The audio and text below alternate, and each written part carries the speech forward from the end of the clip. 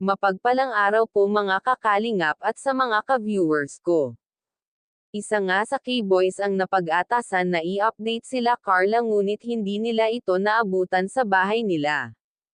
Dahil nasa dalampasigan ito, at may kausap na babae laking gulat nitong naatasan na K-Boys kung sino ang kausap ni Carla. Dahil hindi nila ito masyado kilala ito pala ang nanay ni Papa Joms.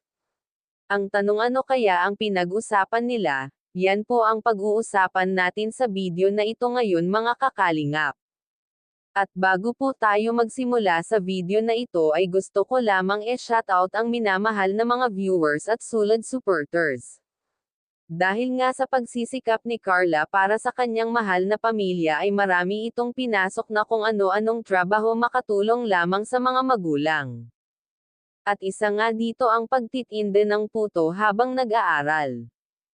Kaya sinisikap talaga nito na makapagtapos sa pag-aaral kaya sinabak niya ang pagiging puto vendor kahit na may pasok siya sa umaga ay gumigising ito ng madaling araw para gumawa ng puto na pangtinda niya para may baon sa eskwelahan. Kaya laking pasalamat niya sa nabilang siya sa Team Kalingap na naging dahilan ng kanyang pagsikat sa social media. Dahil sa maganda ito at taglay niyang angking talino kaya marami ang humanga sa kanya. Carla matalino at masipag mag-aral, kaya deserve mo ang mga natatanggap na biyaya galing sa mga sponsor at dahil mahal ni Carla ang kanyang pamilya kaya labis siyang nagsisikap kaya proud sa'yo ang Team Kalingap at wag po muna skip ang video na ito para malaman ang nilalaman nito.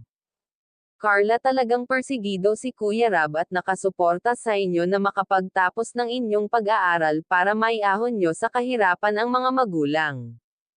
At hindi niya talaga nakalimutan lahat pasalamatan ang tumulong sa kanya, kung baga kung hindi dahil sa kanila ay hindi sila maging successful ang pamumuhay ngayon dahil hindi na sila tulad ng dati, malaki na ang pinagbago nila ngayon kaya laking pasalamat niya sa bumubuo ng Team Kalingap at dahil marami ang nagmamahal at humahanga sa taglay niyang ganda, at wag nga po pala natin kalilimutan suportahan ang ama ng ating Kalingap na si Val Santos Matubang.